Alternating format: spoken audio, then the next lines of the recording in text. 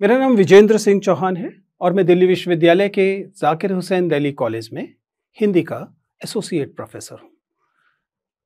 मेरा जन्म दिल्ली की अनधिकृत कही जाने वाली एक बस्ती भजनपुरा में हुआ। मैंने अपनी शुरुआती शिक्षा एमसीडी के स्कूल से, फिर दिल्ली सरकार के स्कूल से और उसके बाद दिल्ली विश्वविद्यालय के जाहिर है कि सरकारी कॉलेज से पूरी की। ये ग्रेजुएशन मैंने 1993 में किया। उसके बाद पोस्ट ग्रेजुएशन, एमफिल, पीएचडी ये सब करने के बाद मैं दिल्ली विश्वविद्यालय के इसी कॉलेज, जिसका मैं कभी छात्र हुआ करता था, इसी कॉलेज में पढ़ाना मैंने शुरू किया और अब मैं वहाँ एसोसिएट प्रोफेसर हूँ। आज हम जिस विषय पर बात करने वाले हैं वह है यूपीएससी का इंटरव्यू। आप सभी जानते हैं कि यूपीएससी की जो सिविल सेवा की परीक्षा है उसके कई चरण होते हैं। प्रारंभिक चरण है जिसे प्रारंभिक परीक्षा प्रीलिम्स कहते हैं। उसके बाद मेंस की परीक्षा होती है और मेंस की परीक्षा में जो थोड़े से लोग उत्तीर्ण होते हैं उन्हें मौका मिलता है यूपीएससी के इस बोर्ड के सामने आने का। यूपीएससी का यह बोर्ड आपके व्यक्तित्व का मूल्यांकन करता है। आप में से बहुत सारे लोग होंगे जो देश के अलग अलग शहरों में बैठे होंगे, दिल्ली जैसे महानगर में नहीं होंगे। उन लोगों के मन में अक्सर ये भ्रांति होती है कि शायद यह परीक्षा और ये पर्सनैलिटी टेस्ट, ये इंटरव्यू केवल महानगर के लोगों के मतलब की चीज़ है। हमें अक्सर ऐसे परीक्षार्थियों से, ऐसे कैंडिडेट से मिलने का मौका मिलता है जिन्हें इसे लेकर अक्सर भ्रम होता है। तो मैं आज इस बात का फ़ायदा उठाऊंगा कि मैं आपके बीच हूँ, कि मैं बता सकूं कि दरअसल ये पर्सनैलिटी टेस्ट है क्या, कैसे यूपीएससी जांचता है आपके व्यक्तित्व को कि आप एक IAS, IPS, Indian foreign service, revenue service जैसी इंपॉर्टेंट सर्विसेज के लिए लायक है भी या नहीं। और यदि आप ये परीक्षा पास करने का मन बनाए हुए हैं तो कैसे आप इस इंटरव्यू टेस्ट को पास करेंगे, क्या तरीका अपनाने।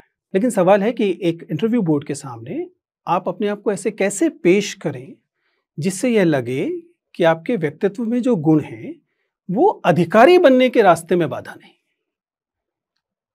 इसके लिए ज़रूर हम लोगों ने कुछ तकनीकी चेकलिस्ट बना रखी होती है। मसलन मैं 5 चीज़ें ज़रूर जांचता हूँ।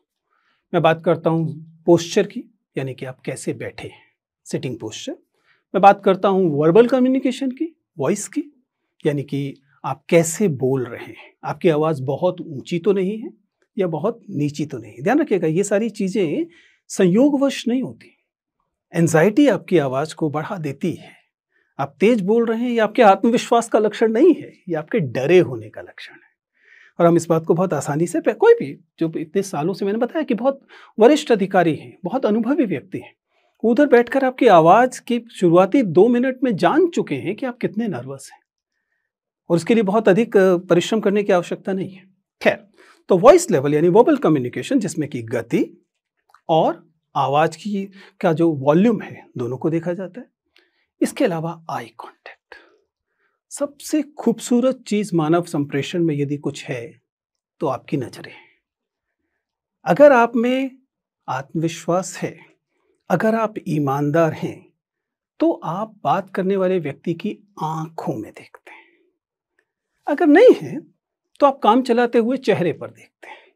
लेकिन अगर आप झूठ बोल रहे हैं, अगर आप चुरा रहे हैं कुछ, अगर आप फेक कर रहे हैं कुछ, तो अक्सर आप ऊपर देखते हैं। ये साधारण सा तरीका है। कुल मिलाकर मैं क्या कह रहा हूं, जब आप किससे बात कर रहे हैं तो उसकी आंखों में या कम से कम चेहरे की तरफ देखिए। इसके अलावा हम बात करते हैं अक्सर हैंड मूवमेंट की, हाथों से आप क्या कहने की कोशिश करते हैं। ये एक अलग अलग समय में अलग अलग स्थितियां हैं, खड़े होते हुए अलग होता है, लेकिन चूंकि आमतौर पर साक्षात्कार बैठकर है इसलिए सबसे आसान होता है कि आप न्यूनतम हैंड मूवमेंट रखते हैं। और फाइनली कुल मिलाकर प्रवाह, फ्लो, वह सबसे महत्वपूर्ण चीजों में से एक होता है कि आप जब बातचीत कर रहे हैं तो आप रुक रुक कर, अटक अटक कर बोल रहे हैं, या आप चूंकि अपनी बात पर यकीन रखते हैं इसलिए बात को एक प्रवाह में बोल रहे हैं। मैं ये नहीं कह रहा कि सभी लोग बराबर क्षमता से भरे हुए होंगे, क्षमताएं कम या ज़्यादा हो सकती हैं, लेकिन कुल मिला के ये एक ब्रॉड स्पेक्ट्रम है, एक बड़ी सी एक चेकलिस्ट है 4-5 चीज़ों की जिनका आप ध्यान रख सकते हैं जब आप साक्षात्कार में, किसी भी साक्षात्कार में हो और यूपीएससी साक्षात्कार में तो खास तौर से।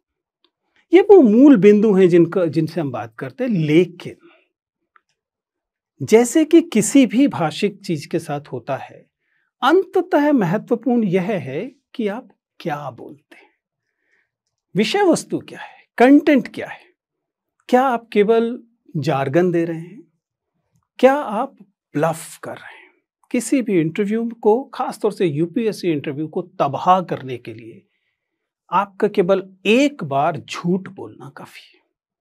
आपको किसी सवाल का उत्तर नहीं पता, और ऐसा स्कूलों में चल जाता है, इसलिए कई बार आदत होती है कि आपको सवाल का जवाब नहीं पता है, लेकिन आपसे पूछा गया तो आपने कहा हाँ पता है, और जब आपने उत्तर दिया तो वह उत्तर आपके अनुमान पर, गेस पर आधारित था। इंटरव्यू आपको यह सुविधा नहीं देता। क्यों नहीं देता? बहुत साधारण सी बात है। प्रश्न का उत्तर न पता होने पर आप आसानी से कह सकते थे कि मुझे उत्तर नहीं पता। तब क्या आपके बारे में क्या राय बनती कि इसको एक सवाल का उत्तर नहीं पता था, जबकि बहुत सारे सवालों का उत्तर पता था, तभी तो यह साक्षात्कार दे रहा है, तभी तो उसने मेंस क्लियर किया है। लेकिन आपने एक उत्तर गलत दिया। गलत का मतलब केवल गलत का, राय में गलत कुछ नहीं होता, लेकिन फैक्चुअल, तथ्यात्मक चीजों में आपने दावा किया कि आपको पता है और आपको नहीं पता था, आपने अनुमान लगा दिया। तब आपके बारे में, आपकी ईमानदारी पर सवाल उठता है। और यही महत्वपूर्ण है, क्योंकि ईमानदारी नॉन नेगोशिएबल है इस तरह की सेवाओं में।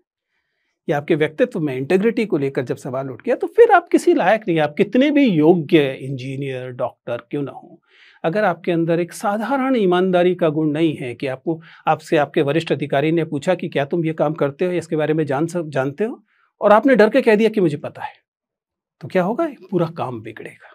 इसलिए एक महत्वपूर्ण गुण जो है वो ईमानदारी का गुण होता है।